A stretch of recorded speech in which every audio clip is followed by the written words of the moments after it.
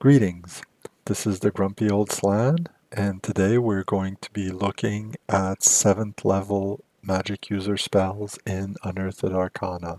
So as we can see from the list, there are 24 spells, of which 8 are new, and these are the ones we're going to be taking a look at. And the first spell is Banishment. It has a range of 2 inches, a permanent duration, a casting time of 7 segments, and it will affect 2 levels or hit dice of creatures per level of the caster. A banishment spell enables the caster to force some creature from another plane to return to its own abode. The effect is instantaneous and the subject cannot come back without some special summoning or means of egress from its own plane to the one from which it was banished. More than one creature can be forced into magical banishment, providing the spellcaster is of sufficient strength, levels of experience, to do so, and providing that the potential subjects are within range of the spell. The spell requires that the magic user both name the type of creatures to be sent away, give its true and proper name as well, and call upon powers opposed to the creatures. In any event, the target creature's magic resistance must be defeated for the spell to be effective. The material components of the spell are substances harmful, hateful, and/or opposed to the nature of the subjects of the Dwemer. For every such substance included in the casting, a subject creature loses -2 from the dice rolled to determine its save versus spell. For example, if iron, holy water, sunstone, and a sprig of rosemary were used in casting a banishment spell upon a demon, its saving throw versus spell would be made at -8. 4 substances times the factor of 2. Special items such as hair from the tail of a Kirin or Coatl feathers could also be added to bring the factor up to -3 or -4 per such item. In contrast, a devil's scale or titan's hair or mistletoe blessed by a druid might lower the factor to -1 with respect to a demon. If the subject creature makes its saving throw versus the spell, the caster will be stung by backlash of energy, take 2 to 12 points of damage, and be stunned for 2 to 12 segments. Note, if the powers called upon when casting the banishment spell are directly and actively opposed to the creatures to be banished, or if they are favorably and actively concerned with the interests of the spellcaster, these powers can augment the efficacy of the spell component by from -1, least concerned, to -6, most concerned. Specifics of this effect are left up to the judgment of the referee. I mentioned last time in my video that I don't really run campaigns that deal with the various planes of existence. Again, it's another one of those spells that I don't have any experience with. Clearly more powerful than the 5th level spell that allows you to banish things too. Also requiring quite a bit of research in order to determine which substances would be best to use. I would assume they're not all common knowledge, not to mention the true name of the being to be banished. Now, all the examples they give have to do with demons. I would assume that any creature from any plane of existence could be banished that way, no matter what their alignment is. This is a spell that I find could have used a note in the Dungeon Masters section of Unearthed Arcana to clarify a few points. Next is Force Cage. It has a range of 1 inch per 2 levels, a casting time of 3 to 4 segments, a duration of 6 turns plus 1 turn per level, and an area of effect of a 2-inch cube. This powerful spell enables the caster to bring into being a cube of force, but it is unlike the magic item of that name in one important respect. The force cage does not have solid walls of force. It has alternating bands of force with half-foot gaps between. Thus, it is truly a cage rather than an enclosed space with solid walls. Creatures within the area of effect of the Dwemer are caught and contained unless they are able to pass through the openings, and of course all spells and breath weapons can pass through the gaps in the bars of force of the force cage. Furthermore, creatures with a magic resistance can apply that resistance in a single attempt to pass through the walls of the cage. If resistance fails, then the creature in question is caged. Regardless of success, any and all other creatures also in the area of effect of the spell are trapped unless they also have magic resistance, which allows them to escape. The force cage is also unlike the solid walled protective device, Cube of Force, in that it can be gotten rid of only by means of a dispel magic spell or by expiration of the Dwemer. By means of special preparation at the time of memorization, a force cage spell can be altered to a force cube spell. Force cube has 1/8 the area of effect, a cube 1 inch on a side, and the Dwemer then resembles the magic of a cube of force in all respects except for the differences between a cast spell and the magic of a device, including the methods of defeating its power. Although the actual casting of either application of the spell requires no material component, the study of the spell requires to commit it to memory does demand that the magic user powder diamond of at least 1,000 gold piece value, using the diamond dust to trace the outlines of the cage or cube he or she desires to create via spell casting at some later time. Thus, in memorization, the diamond dust is employed and expended, for upon completion of study, the magic user must then toss the dust into the air and it will disappear. So an interesting spell, certainly. Very big limitation in that you can choose the two applications of it, but only at the time of memorization. But for both applications, there's quite a few potential uses. The bit about the material components is a bit odd. In one sentence, they say you have to use the diamond dust to trace the outlines of the cage or cube, but then it says you have to toss the dust into the air and it will disappear. So did you trace the outline of the cage or not? And I will say that I would personally be much more inclined to change it to a force cube spell in general. I'd be willing to live with a smaller area of effect, but something that will actually prevent spells and breath weapons and other such things from leaving the cube of force. While it's not mentioned here, other things that could go through the force cage are things like poison gas, liquid. Let's say somebody is flooding an area.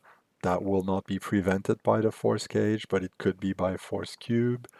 Missile fire could conceivably also go through. So if you're inside the cage and you can approach the edge of it, you can shoot with a bow or crossbow with no penalty, just the way you could shoot out through an arrow slit. Shooting from a distance into the cage, that would require a 2-hit penalty, since there's a chance that the missile would hit the cage and not make its way inside. Next is Mordenkainen's Magnificent Mansion. It has a range of 1 inch, casting time of 7 rounds, a duration of 1 hour per level, and an area of effect of 300 square feet per level of the caster. By means of this spell, the magic user conjures up an extra-dimensional dwelling, entrance to which can be gained only at a single point of space on the plane from which the spell was cast. From the entry point, those creatures observing the area will see only a faint shimmering in the air, an area of some 4 feet in width and 8 feet in height.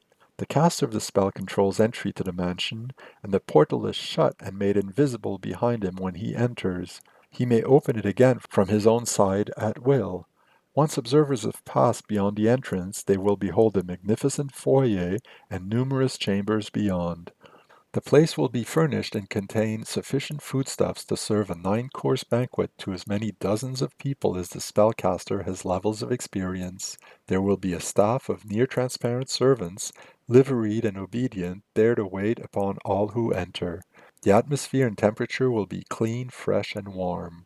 Since the place can be entered only through its special portal, outside conditions do not affect the mansion, nor do conditions inside it pass to the plane beyond. Rest and relaxation within the place is normal, but the food is not. It will seem excellent and be quite filling as long as one is within the place.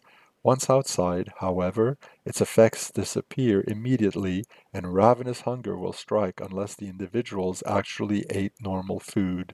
For each imaginary meal eaten inside the mansion, the individual must spend 1 hour sitting and eating normal fare. Failure to do so means that he or she has lost as many points of strength as he or she ate meals when in the mansion-like space. Such strength loss is restorable upon eating as noted, but this must be done within 6 hours or the loss of strength will be permanent. The components of this spell are a miniature portal carved from ivory, a small piece of polished marble, and a tiny silver spoon. These are utterly destroyed when the spell is cast. It is worth mentioning that this spell has been used in conjunction with a normal portal as well as with illusion magic. There is evidence that the design and interior of the space created can be altered to suit the caster's wishes. Another interesting spell, one that I almost would have expected Leomund's name to be associated with, but there we go. There's a mention of planes of existence, therefore, I think part of the intent for this spell is to be used if the magic user and his party are in an outer plane and wish to rest and recover. Now, they still have to eat real food or they will suffer some serious consequences, but at least they can rest in safety. I can also see various uses of it in a city setting. The party being invited at a famous magic user for a meal, and when they enter his house, the door is actually the portal to the magnificent mansion. I quite like this one actually. It's followed by Sequester. It has a range of touch, a casting time of 1 round, a duration of 1 week plus 1 day per level, and the area of effect is a 2-foot cube per level of caster. When cast, this spell not only prevents detection and location spells from working to detect or locate the objects affected by the sequester spell, it also renders the affected objects invisible to any form of sight or seeing. Thus, a sequester spell can mask a secret door, a treasure vault, or whatever.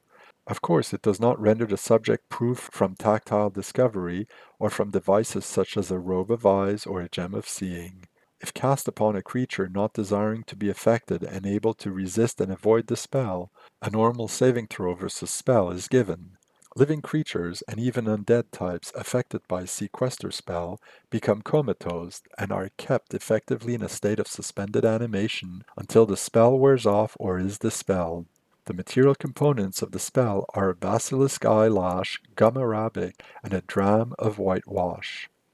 So that's an interesting spell, one that could have some unexpected uses from clever players. Obviously, you can hide a door, you can hide an object, but the fact that a living creature affected by it could become comatose and is kept in a state of suspended animation means that if somebody is seriously wounded and in need of healing, the magic user could cast this spell and preserve the person in that state of suspended animation until they can get to somewhere where the person can be healed.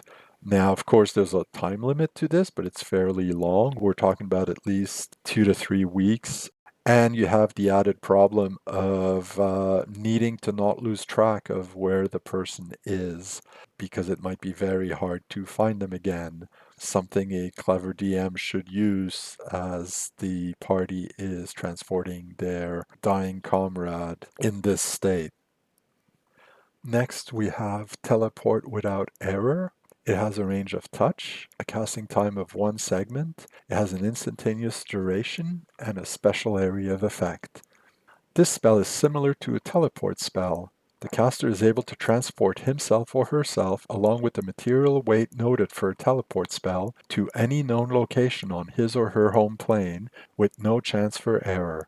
The spell also enables the caster to travel to other planes of existence, but any such plane is at best studied carefully. This assumes that the caster has in fact actually been to the plane and carefully perused an area so that it could later be used as a destination for teleportation without error. The table for teleport is used for teleporting to other planes, with the appropriate knowledge of the plane to which transportation is desired used to determine chance of error. Exception: see 9th level magic user spell Succor, described hereafter. The caster can do nothing else in the round that he or she appears from a teleport. Having a buffed version of the teleport spell is certainly useful.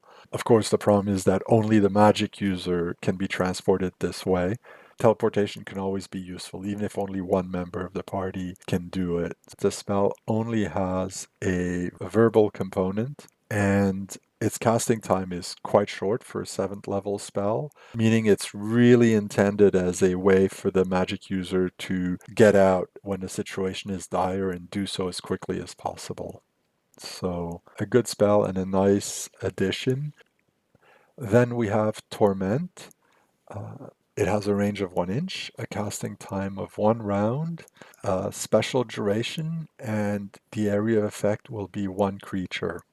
When this spell is cast, the magic user seeks to force submission and obedience from a captive creature from another plane from which a service is being demanded. Also see Dolor and Ensnarement spells herein. The initial uttering of the spell causes a link from the caster to the captive creature bound in a magic circle, thaumaturgic triangle, or pentagram. An intended victim of this spell must fail a magic resistance check, if applicable, for the torment to have any effect. Thereafter, the magic user continues to read the balance of the specially prepared writing, and each round this continues, the captive feels progressively worse, discomfort and then pain. The first 2 rounds bring twinges, the third and fourth rounds of reading bring shooting pains, and the fifth and sixth round of reading causes aches and then cramps.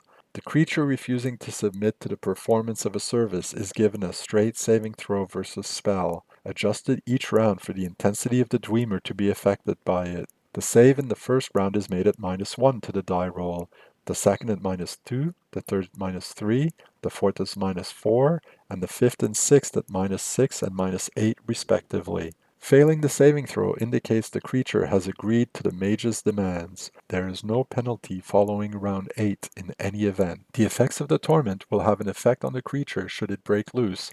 The creature is -1 on initiative for every 2 rounds the spell has been in effect, up to a maximum penalty of -4 on round 8. In addition, the creature is -1 to hit and -1 per die of damage after 3 rounds of the spell, this increasing by -1 per round to -4 in round 6, then decreasing again to -1 in round 9. It is likely that any intelligent creature with low moral standards will submit once it realizes the nature of the spell it is being subjected to. Naturally, this does not cause the creature to feel anything other than immense hatred for the magic user. The forced service will be carried out to the letter, as is the case with all such agreements, but the creature will most certainly seek whatever revenge it can. Preparation for the casting of a torment spell requires either the secret name for the type of creature or its given name to be inscribed in the text of the incantation. The magic user must also identify himself or herself. This establishes the link and allows the Dwemer to be efficacious. However, for every 1 point of intelligence of the creature above that of the spellcaster, there is a 1% chance that the captive creature will gain control, draw the caster into the confines of its prison, and carry him or her off to its own plane and whatever fate is thus decreed. If the magic user is interrupted or distracted during the reading, there's a 5% chance per point of intelligence of the captive creature that it will gain control. The material component of the spell is the aforementioned specially prepared writing in the form of a scroll. Its special inks will require an expenditure of no less than 1,000 gold pieces per hit die of the creature to be affected by the Dwemer of the spell. So another spell for dealing with extraplanar creatures. I don't have much to say about it except that it really seems like it is quite a powerful one to force a creature to do your will. Of course, there will be consequences, and any DM not taking advantage of those is really missing out on a good opportunity for a campaign. Next is True Name, which has a range of 3 inches. Casting time and duration are both special, and the area of effect is the thing named. This spell enables the magic user to have great power over any living thing which has a name, generic or individual, known to the spellcaster. Naturally, most true names are not known, even by the creatures themselves, for the common names of most things are not their true and secret names. True names are discovered through hard work, spying, extensive use of legend, lore, and sagecraft at the most difficult levels. The casting of a true name spell requires the magic user to call out the true name of the subject and then begin a recitation of verse which encompasses the nature and/or history of the subject. This will require 3 segments. Thereafter, still in verse and preferably rhyming or near rhyming, the caster must describe the desired result of the true name spell. Each possible result differs in the length of time necessary to effectuate it. Multiple suggestion. The verses can contain from 1 to 4 suggestion powers, just as if each were a spell. Each verse requires 1 segment to recite. See suggestion spell. In a total of 7 segments, including the time of the initial reading, 4 suggestions can be made. Weakness and surrender. The verses recited cause actual loss of 1 point of strength, -1 to hit and damage, -1 on movement rate for each segment of recitation. With the loss of each point of strength, the subject must save versus paralyzation or meekly surrender. Each verse must continue for 1 segment. Strength loss is recovered in from 2 to 8 rounds after the recitation ceases, and with recovery of strength, the subject regains its will to resist. Polymorph. The verses can cause the subject to change into something else, just as if a polymorph any object spell had been cast. No system shock saving throw is needed. The length of time in verses, 1 segment per verse, to cause the polymorph depends on how radical the change. Mineral to animal, 10 verses. Mineral to vegetable, 9 verses. Vegetable to animal, 8 verses. Monster to normal, 7 verses. Monster to monster, 6 verses. Other to human, 5 verses. Animal to animal, 4 verses. Vegetable to vegetable, 3 verses. And mineral to mineral, 2 verses. The reverse of the preceding cases also holds. In cases not stated, the DM is to use the closest stated case as a guide. The subject returns to its natural form in time. Duration is 6 turns per level of the spellcaster, -1 turn for every verse required to effect the polymorph. The subject will think and behave exactly as a non-polymorph thing of the same type, but have its original hit points. Transport. When the transport verses are recited, the subject will be teleported without error or otherwise moved to some other place. The number of verses required depends on the location of the transport. Same plane, 100-mile range, 4 verses. Same plane, 500-mile range, 5 verses. Same plane, 2,000-mile range, 6 verses. 1 plane or world removed, 7 verses. 2 planes or worlds removed, 8 verses. The subject will automatically be altered so as to be able to physically survive the normal conditions of the place to which it is sent. There is no saving throw if the subjects are willing, even if they have a magic resistance. If at any time during the recitation of the spell the caster is interrupted, the magic fails and the spell is lost. Another one that clearly has the idea of dealing with extraplanar creatures, though there's a lot that can be done by an imaginative player. Now, the problem is, of course, getting the true name of the creature, or what they call the secret name sometimes. I do wish they were consistent with their naming conventions for names, so to speak. This spell also reminds me a lot of the Earthsea books by Ursula K. Le Guin, where magic is affected by knowing the true name of things, except that in those books, people do know what their true name is. And finally, we have volley, which has a range and a duration and an area of effect of special and a casting time of 1 segment. This highly dangerous dwemer enables the prospective recipient of a spell to turn the casting back upon its sender. Thus, the range, duration, area of effect, and saving throw of this spell depend upon circumstances and the spell being volleyed. Assume that a power word kill is cast at a magic user prepared with a volley spell. The volley has been cast also, so that when the power word kill aimed at the target, the volley causes the spell to bounce back upon its caster. Then, if the caster of the first spell fails to make a saving throw versus spell, the power word kill works upon its caster rather than its intended target. However, if the original caster does save versus spell, the spell once again flies towards the original target. The caster of the volley spell must then save versus spell or be affected by the attack. Again, if the caster of the volley spell saves, then the spell is returned to its originator, who must again save or be affected. The spell will be sent back and forth until one or the other fails to save, or until the spell loses its power. The entire spell is volleyed, such that if a lightning bolt were to start 10 feet before the volleying magic user, the full spell would be returned, leaving others in the volleying party unscathed. Each exchange will take a single second. A spell will lose power if it passes through a number of exchanges equal to its level, counting each volley but not the original casting as half of a single exchange, i.e. a first level spell will be cast, volleyed the first time, perhaps, return volleyed, and then will dissipate. A second level spell would go through 4 volley portions, 2 complete exchanges before being exhausted, and so on. The material component is a bit of bent willow or other flexible wood crisscrossed with specially prepared strands of gut. So that's quite a powerful defensive spell.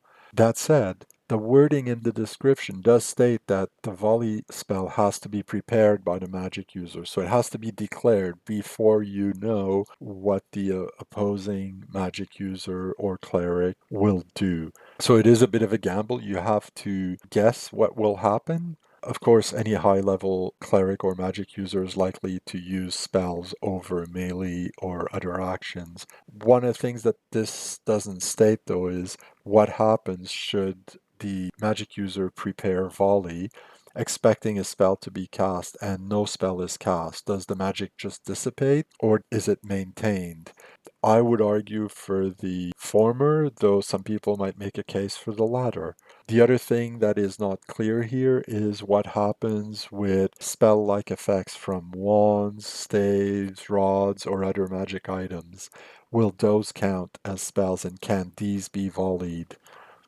So let's do a quick recap.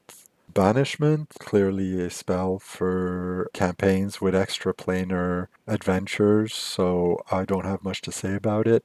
Force Cage, the DM will need to figure out a few things before introducing this spell, but it has a lot of interesting possibilities. Mordenkainen's Magnificent Mansion, I quite like.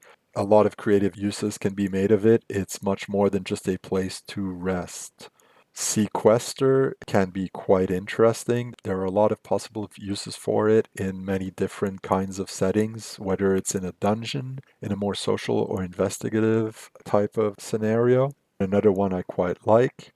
Teleport Without Error, quite useful. It's nice to see a buffed version of the teleport spell, which was always so risky. Torment falls pretty much in the same category as Banishment for me. True Name is a really powerful spell with lots of different applications. One that's certainly worth memorizing if you have access to it, because there are so many things that can be done with it. And the spell doesn't mention that these need to be determined at the time of memorization, unlike the Force Cage, making it even more powerful. And finally, volley, which can be quite powerful, but has a few serious limitations that need to be considered, and also has a few holes in its description that the DM will need to fill up before it can be used in the game. This has been the Grumpy Old Slan, looking at 7th level magic user spells in Unearthed Arcana.